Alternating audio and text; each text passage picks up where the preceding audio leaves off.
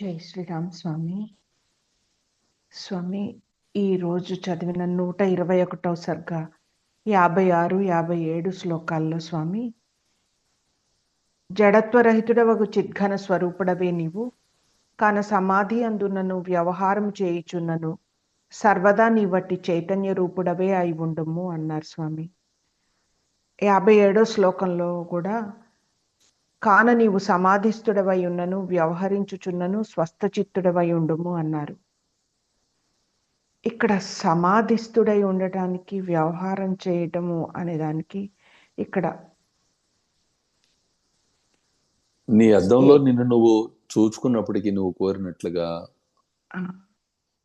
ఆ ప్రతిబింబాత్ముడవై అక్కడ నీవు వ్యవహారాలు చేస్తున్నప్పటికీ కాదని విరమించి ఏ దృశ్యభావాన్ని అనుభవించకుండా ఉన్నప్పటికీ కూడాను ఆ దృశ్యం రహితమై ఉన్న స్థితిలో నీ వాస్తవ స్థితి ఏదైతే ఉన్నదో, వాస్తవ అనుభూతి ఏదైతే ఉన్నదో, దాని యందు మాత్రమే నిరంతరం ఉండటం ఏదైతే ఉందో అది స్వస్థ చిత్తత్వం.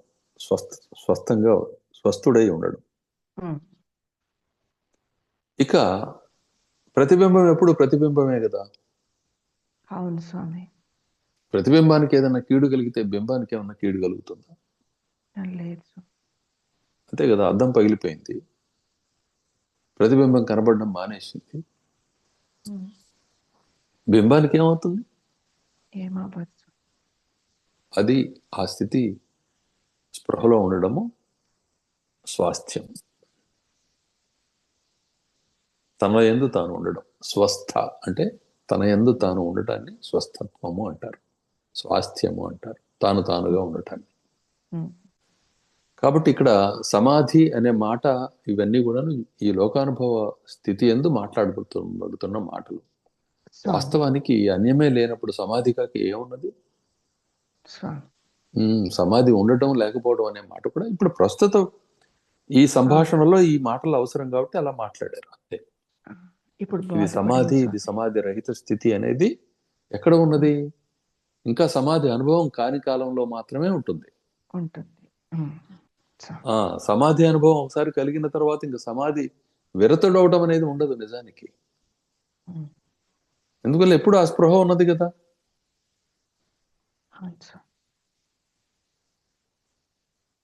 అది సంగతి.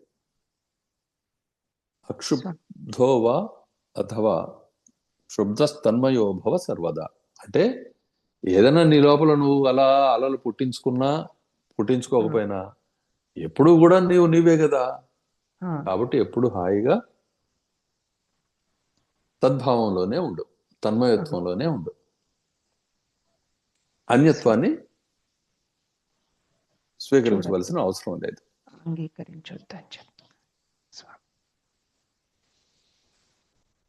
తన్మయత్వము స్వస్థత్వం అంటే ఒకటే స్వామి.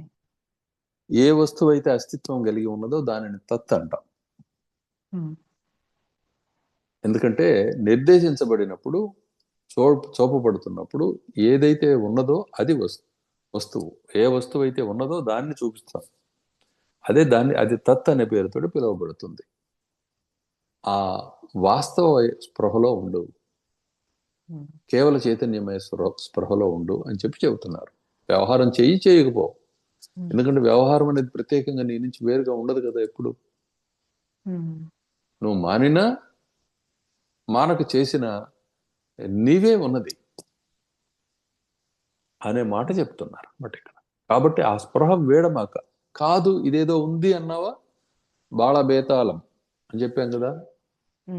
లేని బేతాళం బాలుని చంపురా, దృశ్యము ద్రష్టను చంపునురా. చంపడం అంటే ఏమిటి? నేను ద్రష్టని, నేను ఇంకో దాన్ని చూస్తున్నాను అనుకోవడంతో వాడికి చావు పుట్టుకలు, అనుభవాలు, పరిణామాలు అనుభవానికి వస్తాయి.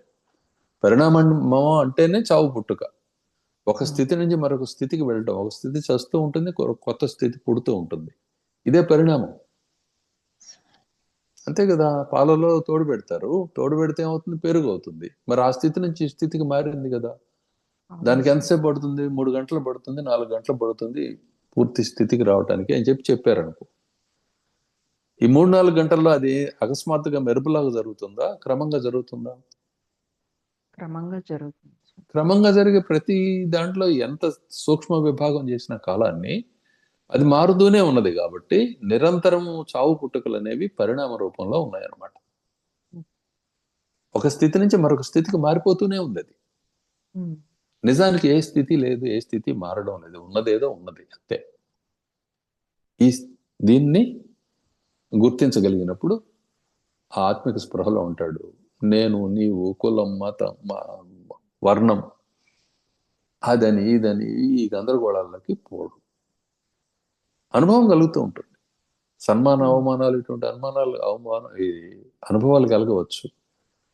దేహధారణ చేసినప్పుడు దేహానుభవంలో ఉండే నొప్పి సుఖము, స్పర్శ సుఖము, లేకపోతే స్పర్శ అసౌకర్యము, ఇటువంటివన్నీ కూడాను అనుభవానికి రావచ్చు. కానీ పరమజ్ఞానం కలిగి ఉన్న వాడికి వీటన్నిటితో ఏం పని? అతడు అపరిణామిగానే ఉంటాడు.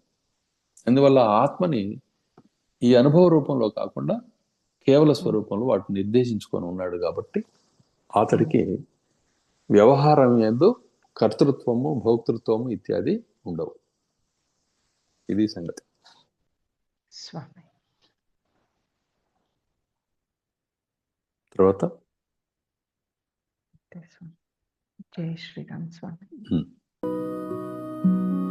హరే రామ హరే రామ రామ రామ హరే హరే, హరే కృష్ణ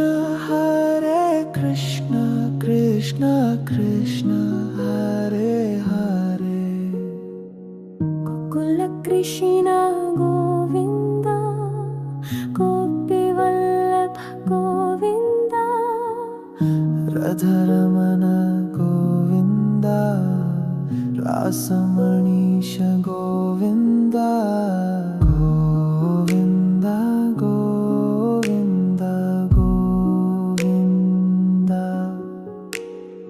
గోవింద గోవింద గోవింద.